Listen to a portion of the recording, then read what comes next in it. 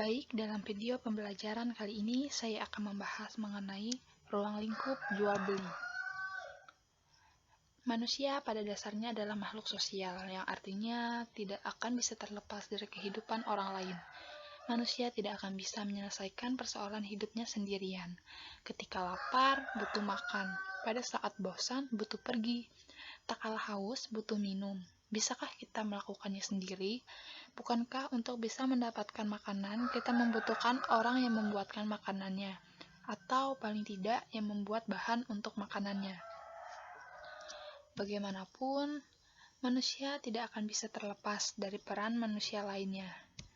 Salah satu peran yang paling penting adalah dalam kehidupan manusia ketika kita saling mencukupi kebutuhannya dengan cara melakukan transaksi jual beli.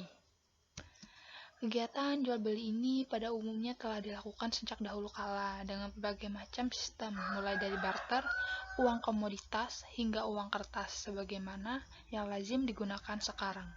Meskipun pada akhirnya masyarakat telah masuk ke era cashless society. Ini adalah era di mana uang kertas yang biasa dipegang dalam genggaman tangan ataupun dalam saku tidak lagi terasa karena mereka telah berubah menjadi bentuk digital. Maka alat pembayaran sekarang menjadi e-payment seperti GoPay, OVO, Dana, Link, dan sebagainya. Terlepas dari dinamika yang terjadi pada transaksi jual beli, baik dari segi metode maupun dari segi medianya, yang patut menjadi perhatian adalah, apakah jual beli sekarang sudah sesuai dengan syariat Islam? Jawabannya akan saya jelaskan secara lengkap dalam penjelasan berikut ini.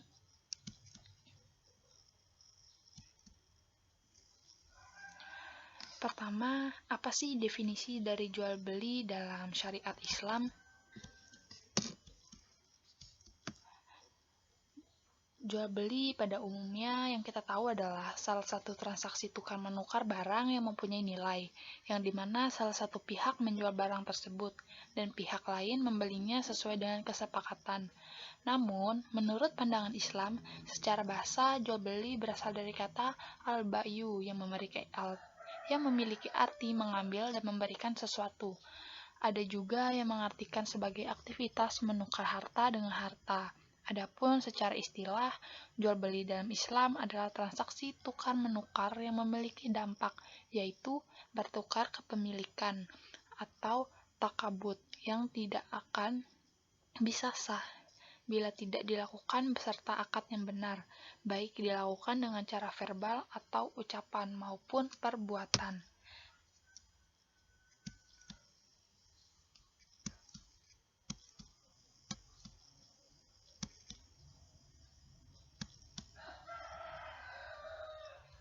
Lalu apa sih landasan hukum dari jual beli itu sendiri? Jual beli dibenarkan oleh Al-Quran, Sunnah, dan Ijma umat. Lalu dalil hukum disyariatkannya jual beli ialah sebagai berikut ini, yang terdapat dalam Quran Surah Al-Baqarah ayat 275 yang berbunyi, Allah telah menghalalkan jual beli dan mengharamkan riba.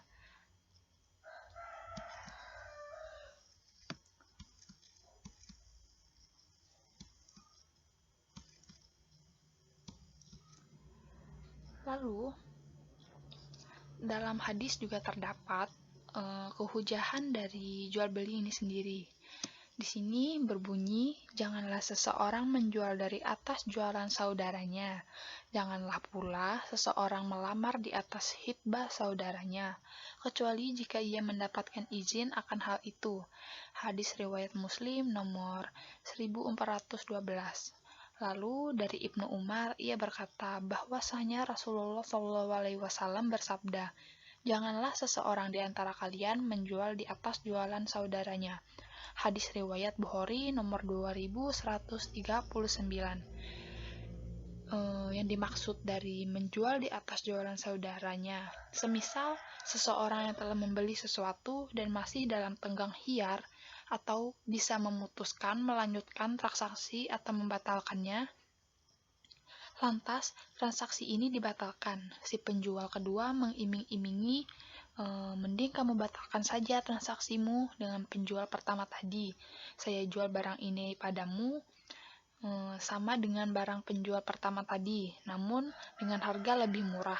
Si penjual intinya mengiming-imingi dengan harga lebih menggiurkan, atau semisal itu, sehingga pembeli pertama membatalkan transaksi. Jual beli semacam ini jelas haramnya berdasarkan dalil-dalil di atas, karena di dalamnya ada tindakan memudaratkan saudara muslim lainnya. Begitu pula diharamkan membeli di atas belian saudaranya. Contohnya, si pembeli kedua berkata pada si penjual yang masih berada dalam tenggang khiyar dengan pembeli pertama. Lalu dia berkata, mending kamu batalkan saja transaksimu dengan pembeli pertama tadi. Saya bisa beli dengan harga lebih tinggi dari yang ia beli. Si pembeli dalam kondisi ini berani membayar dengan harga lebih tinggi, sehingga penjual berani membatalkan transaksi dengan pembeli pertama. Hal ini tentu jelas diharamkan.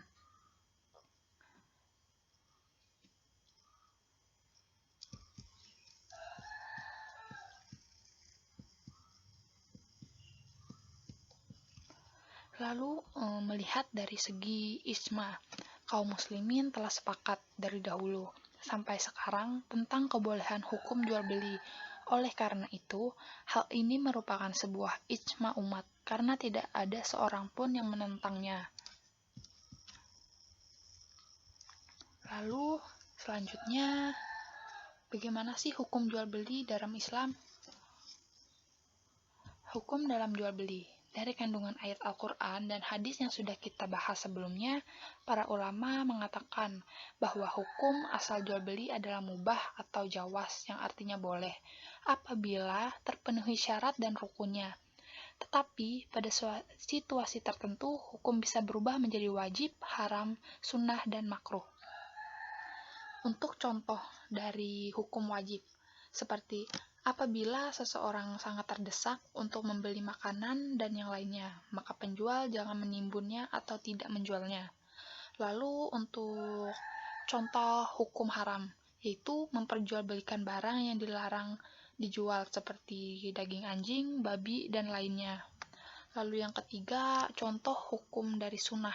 Seseorang penjual bersumpah kepada orang lain akan menjual barang dagangannya yang tidak akan menimbulkan kemudaratan atau kerugian bila mana dia menjualnya.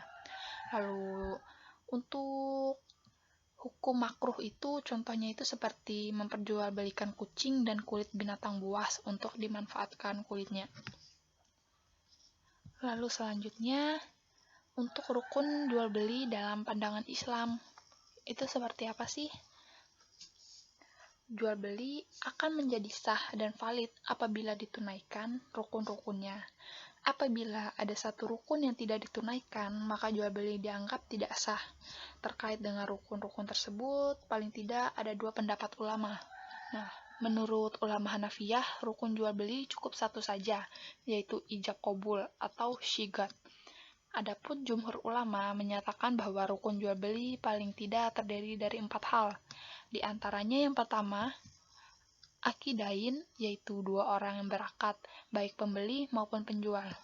Lalu yang kedua, ma'akud alaih, yaitu barang yang diperjualbelikan. Lalu yang ketiga, ada syigat, yaitu ijab dan qabul. Lalu yang terakhir, yang keempat, nilai tukar perganti barang.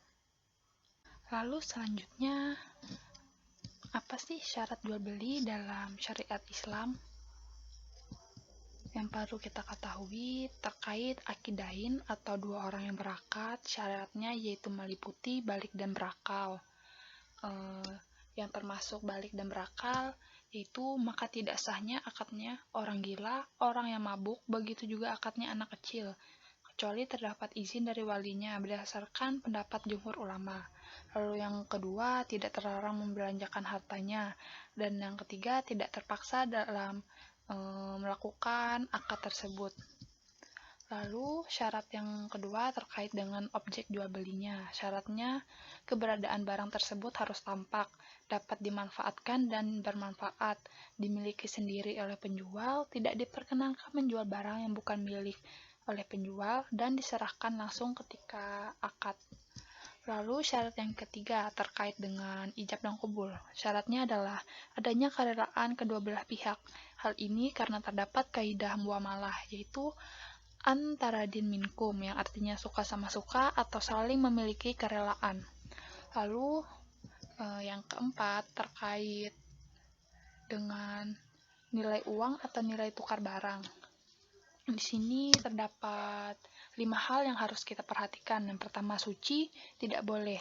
Barang tersebut najis, dapat diserah terimakan atau dipindahkan. Ada manfaatnya, dimiliki sendiri atau yang mewakili, dan diketahui oleh penjual dan pembeli. Lalu selanjutnya, apa sih ikalah itu? Mungkin untuk orang yang sudah paham mengenai ruang lingkup fikih muamalah sudah tahu arti ikalah. Namun, untuk orang awam sendiri mungkin tidak tahu. Ikalah yaitu membatalkan akad yang terjadi berdasarkan keridhaan kedua belah pihak. Hal ini terjadi ketika salah satu pihak, orang yang berakad, menyesal terhadap akad jual beli yang telah dilakukan atau ternyata pembeli tidak butuh terhadap barang yang dibelinya atau tidak sanggup membayar harganya, lalu masing-masing pihak penjual dan pembeli menarik kembali hak tanpa kurang atau lebih. Selanjutnya, jenis-jenis jual beli. Di sini pertama ada murabahah, yaitu jual beli dengan untung, yaitu penjual menjual barang tersebut dengan harga asal ditambah keuntungan sesuai sepakat. Dengan kata lain, penjual memberi tahu harga produk yang ia beli dan menentukan sesuatu tingkat keuntungan sebagai tambahannya. Lalu yang kedua, tauliyah, yaitu jual beli dengan harga modal, yang artinya penjual menjual barangnya dengan harga asal tanpa menambah atau mengambil keuntungan atau menguranginya. Lalu muawadah, yang artinya penjual menjual barang tersebut dengan mengurangi harga barang tersebut di bawah harga asalnya. Lalu untuk jenis jual beli selanjutnya ada muqayadah atau barter, yaitu tukar menukar harta dengan harta selain emas atau perak. Penjual atau jenis jual beli ini disyariatkan harus sama dalam jumlah dan kadarnya. Misalnya tukar menukar kurma dengan gandum, yaitu di sini ada mutlak, yang artinya tukar menukar suatu benda dengan mata uang. Yang ketiga ada syarp, yaitu mata uang. Maksudnya tukar menukar uang dengan mata uang lainnya, baik sama jenisnya atau tidak. Atau tukar menukar mata uang dengan emas atau perak. Lalu selanjutnya ada bai bit taman ajil, yaitu cicil, ada salam, ada istisna, yaitu pesan, dan istijar. Selanjutnya, di sini saya juga mencantumkan ada 2 soal mengenai jual beli. Yang pertama, saat ini saya sedang menekuni bisnis jual beli berbasis online, di mana saya menawarkan dan menjual barang secara online. Sistemnya, ketika ada customer yang berminat dengan barang yang saya tawarkan, si customer terlebih dahulu harus membayar, baru barang yang diinginkan diserahkan atau dikirimkan ke pembeli. Lalu, pertanyaannya, apa hukumnya dalam Islam menggunakan jual beli sistem online ini? Berikut saya akan jelaskan. Seperti yang kita ketahui, kita sudah tidak asing dengan jual beli online saat ini. Di era digital saat ini, aktivitas jual beli tidak lagi terselenggara sebagaimana lazimnya, di mana fisik seorang penjual bertemu dengan fisik seorang pembeli. Hadirnya internet mempermudah segala bentuk transaksi, termasuk transaksi jual beli yang kemudian dikenal dengan sebutan jual beli online. Siapa sih yang tidak mengenal marketplace atau e-commerce seperti Tokopedia, Shopee, Lazada, Blibli, dan yang lainnya. Namun yang jadi pertanyaan mendasar, apakah jual beli online diperbolehkan dalam Islam? Karena dalam jual beli online tidak ada tatap muka antar penjual dan pembeli. Barang yang dijual pun juga masih dalam bentuk gambar dan tak terlihat secara langsung. Hukum jual beli sistem online ini diperbolehkan dalam syariat Islam. Hal ini diperbolehkan karena berdasarkan ada dalil-dalil Al-Quran yang membahas tentang hal ini. Salah satu dalil yang membahas tentang ini ialah terdapat dalam surah Al-Baqarah ayat 282 yang berbunyi, "Hai orang-orang yang beriman, apabila kamu bermuamalah tidak secara tunai untuk waktu yang telah ditentukan, hendaklah kamu menulisnya." Hal ini juga diperkuat dengan adanya buku fikih muamalah kontemporer yang membahas ekonomi kekinian oleh Dr. Oni Sahroni, menyebutkan jual beli online diperbolehkan selama ketentuan terkait barang tersebut halal dan jelas spesifikasi dipenuhi.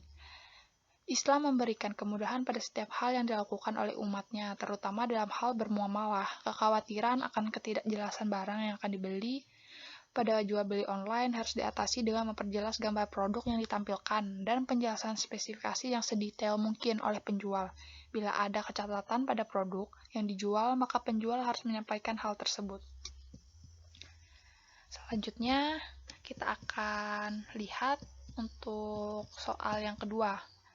Di sini, apa sih hukumnya anak kecil yang belum balik melakukan transaksi jual beli? Seperti yang kita ketahui, pasti kita pernah melihat anak kecil yang sedang berbelanja, entah itu oleh keinginan sendiri atau atas suruhan orang tua atau walinya.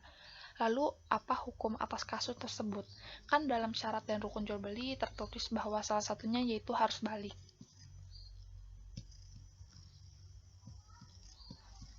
Berikut penjelasannya, ada perbedaan pendapat dari kalangan para ulama.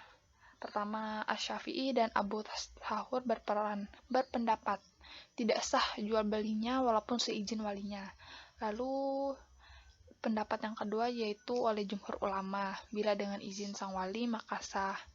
Mereka mensyaratkan anak kecil itu tidak tertipu dengan tingkat penipuan yang parah. Bila hal ini terjadi, maka sang wali punya hak untuk meminta kembali barang yang dijual dari sang pembeli. Pada kasus seperti ini tidak sah akad jual belinya.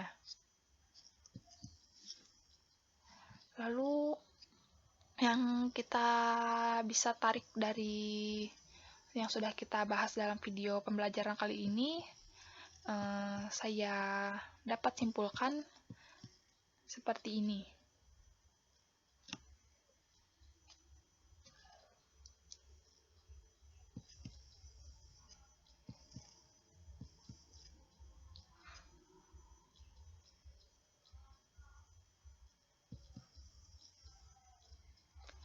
Baiklah, berikut kesimpulan yang bisa dapat kita ambil.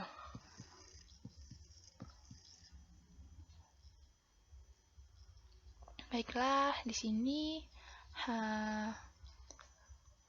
hanya ini yang dapat saya sampaikan dari video pembelajaran kali ini. Semoga apa yang saya sampaikan dapat bermanfaat bagi kita semua. Semoga untuk video selanjutnya kita akan bisa lebih memahami lagi apa sih jual beli dalam Islam itu sendiri. Sekian dari saya. Wassalamualaikum warahmatullahi wabarakatuh.